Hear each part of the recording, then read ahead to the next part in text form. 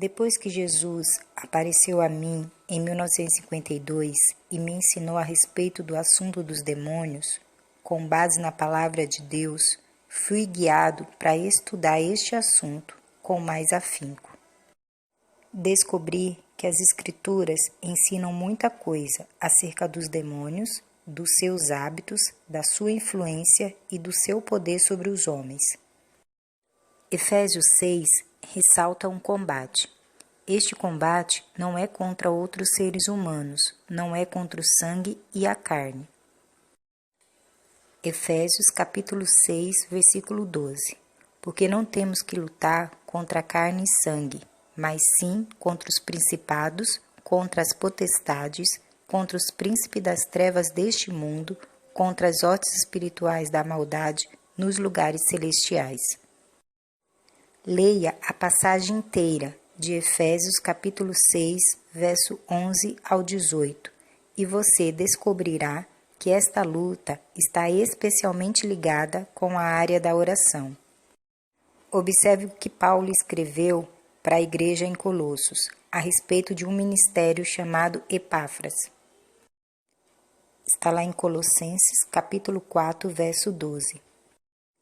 Saudai-vos, Epáfras, que é dos vossos, servo de Cristo, combatendo sempre por vós em orações, para que vós conservais firmes, perfeitos e consumados em toda a vontade de Deus.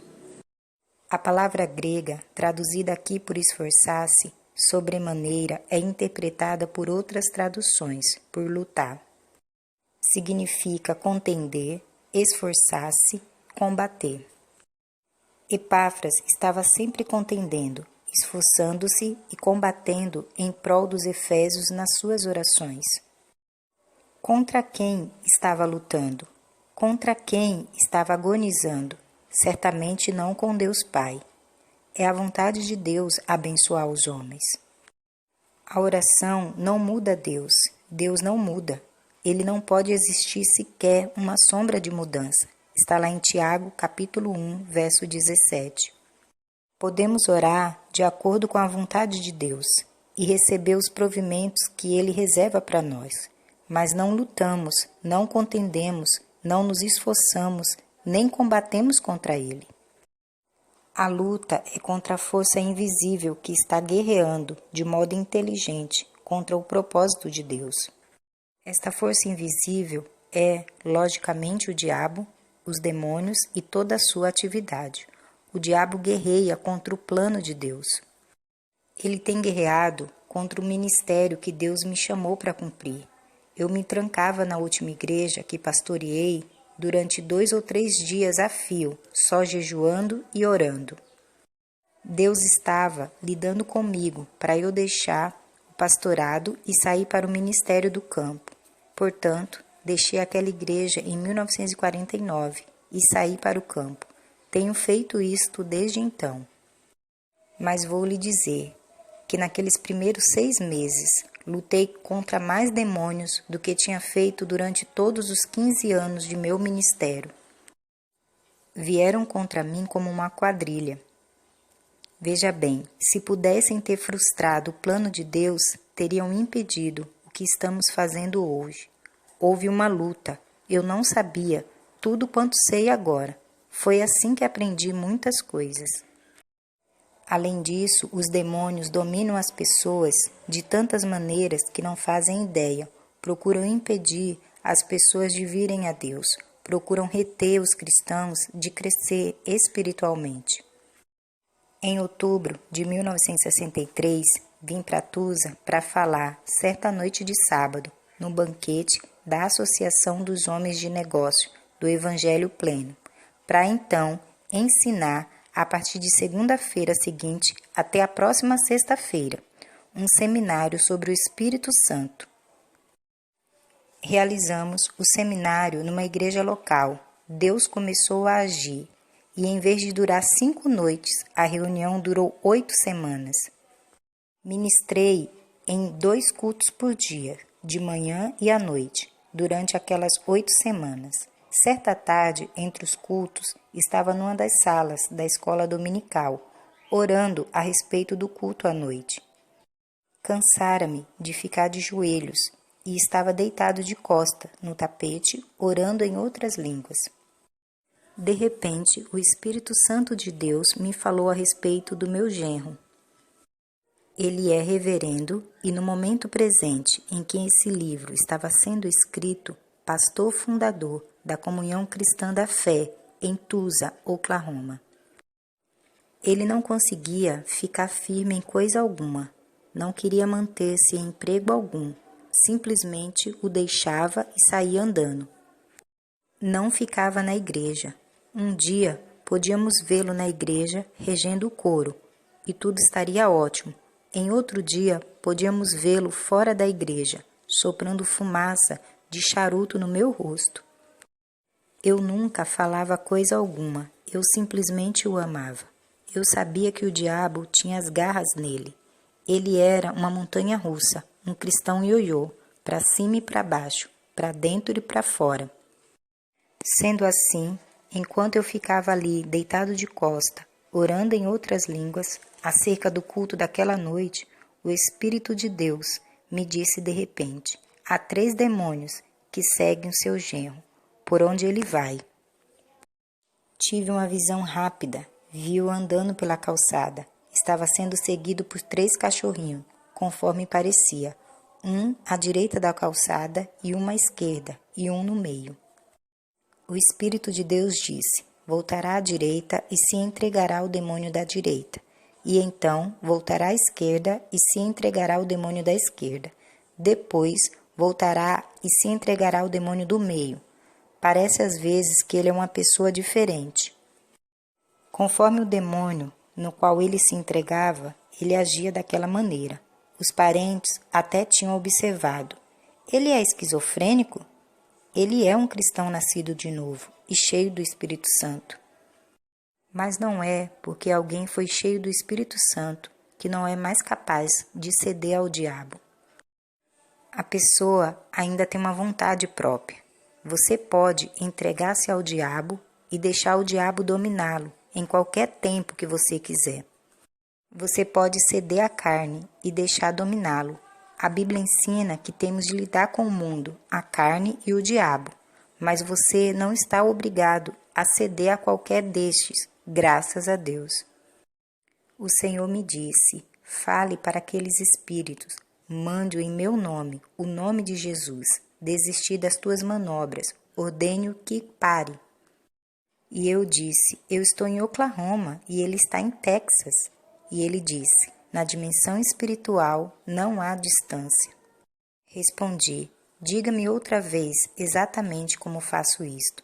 E ele disse: você diz: em nome do Senhor Jesus Cristo, ordeno que vocês, os 3 espíritos imundos que seguem o Bud, por onde ele vai, desistam das tuas manobras e cessem suas operações.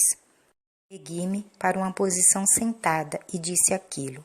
Então veio para mim a palavra do Senhor dizendo: dentre 10 dias ele terá um emprego, continuará no emprego até fazer outra coisa que tenho para ele. Escrevi no papel, marquei a data e coloquei o papel na minha carteira. Na próxima ocasião em que o vi, ele disse: meu sogro conseguiu um emprego. E eu disse: sei disso. Tirei aquele papel da carteira e o passei a ele. Ele disse: foi exatamente nesse dia em que conseguiu o emprego, ao contar 10 dias a partir da data marcada ali.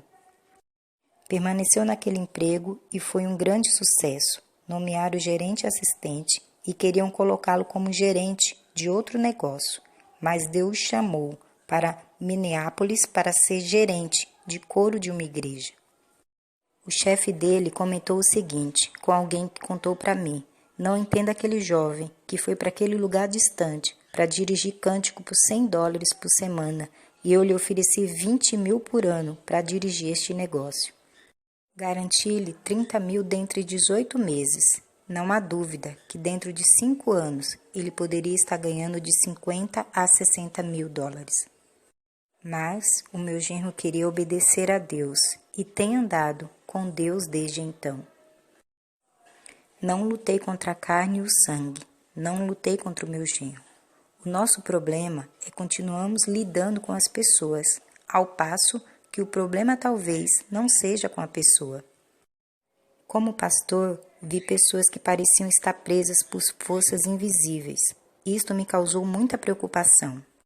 Pensava comigo mesmo como poderia ajudá-la. Muitas vezes fui guiado para ordenar que os poderes invisíveis sobre elas fossem quebrados. Funcionou. Dizia apenas, em nome de Jesus, ordeno que o poder de Satanás sobre esta vida seja quebrado. Instantaneamente, a pessoa era liberta. Vi isto acontecer uma vez após outra. Eis o que Kenyon disse nesse sentido. Descobri que a razão por que muitos homens não aceitaram Jesus como Salvador foi porque ficaram presos pelo poder dos demônios. As pessoas estão famintas, querem a libertação do pecado, anseiam pela vida eterna, mas muitas delas são incapazes de romper os laços que as prendem. Centenas de pessoas me disseram, não posso tornar-me um cristão. Quero, mas algo me prende. Simplesmente tenho colocado a mão no ombro de tais pessoas dizendo, em nome de Jesus de Nazaré, ordeno que o poder que o prende seja quebrado. Agora, em seu nome poderoso, fique de pé. Com lágrimas de alegria, tenho obedecido. Já orei com homens que estavam presos por hábitos, o fumo, a bebida, as concupiscências, e no nome poderoso os tenho visto livres, geralmente de modo instantâneos. Não creio que Deus queira seus filhos sejam presos por coisa alguma, simplesmente não deixo que coisa alguma me domine. Como jovem pastor batista de uma igrejinha do interior, aceitei um emprego numa loja no mês de Natal, para ganhar um dinheiro adicional. Várias vezes por dia, nós, os balconistas, revezávamos para comprar refrigerante, do tipo cola, no restaurante ao lado. Eu estava bebendo de 4 até 6 por dia. Terminado o horário de serviço, cada vez que passava por aquele café, sentia-me obrigado a tomar cola. Certo dia, fiquei parado na frente daquele café e disse, não deixarei que as colas me dominem. A partir de hoje, nunca beberei outra. Nunca mais tomei uma cola desde aquele dia e já se faz quase meio século. Não digo que é pecado beber cola, mas se você for um alcoólatra, um café-latra, outro tipo de latra, não se deixe dominar. Se você se sente obrigado a tomar alguma coisa, largue-a. Afetará sua fé, impedirá sua fé de funcionar. Recuso-me a deixar qualquer coisa me dominar. Bebo chá gelado. Faz pouco tempo, parecia que não podia passar sem ele. Daí, larguei-o por um período, só para comprovar que não era obrigado a tomá-lo. Certo homem veio para mim com lágrimas nos olhos depois do culto da noite, dizendo, irmão Reagan, você não me condenou, mas meu próprio coração me condena. Tenho 63 anos de vida, fumo cigarros desde os 12 anos de idade. Quero ficar livre. Pode me ajudar? Eu disse, posso, certamente. Tudo que você tem de fazer é dar licença e deixar eu agir. Ele disse, dou-lhe licença, quero ser ajudado. Coloquei a mão no ombro dele e disse, em nome de Jesus, quebre o poder da nicotina sobre a sua vida. E vou te dizer isto pela fé. O próximo cigarro que você fumar lhe dará ânsia de vômito. Contou-me mais tarde. Fui para casa naquela noite. Geralmente, a última coisa que fazia antes de ir para a cama era fumar um cigarro. Não sei porquê, mas não fumei naquela noite. Não fumei na manhã seguinte, mas coloquei o cigarro no bolso ao sair de casa. Este homem era motorista de caminhão. Naquela manhã, deu carona a um conhecido. O passageiro estava fumando quando entrou na cabine do caminhão. Nunca tive tanto enjoo na minha vida, o homem me contou. Abaixei a janela para ter mais ar. Finalmente, tive de pedir que apagasse seu cigarro. Este homem veio procurando ajuda. Eu não poderia fazer aquilo por toda e qualquer pessoa. É possível que não queiram ser ajudada, Mas, graças a Deus, quando as pessoas querem ser ajudadas, há autoridade no nome de Jesus para ajudá-las. Os demônios procuram impedir as pessoas em todos os aspectos da vida espiritual. Procuram afastar as pessoas de todas as bênçãos de Deus. Os cristãos que se sentiam por demais tímidos para testificar ou para orar em público têm tido a língua instantaneamente liberta, em nome de Jesus. Sempre devemos estar sensíveis ao Espírito Santo quando estamos lidando com as pessoas. Quando, por exemplo, oramos para cristãos serem cheios do Espírito Santo, às vezes é o diabo que os detém. Não é sempre assim, mas estou sensível ao Espírito Santo quando oro com as pessoas e sei quando o caso é assim. Sabia que era assim quando certa mulher, quando me contou o número de anos que sua busca já levara, coloquei a mão no ombro dela e disse: repreendo o espírito imundo da dúvida. Em nome de Jesus, deixe essa mulher. Imediatamente ela começou a falar em outras línguas.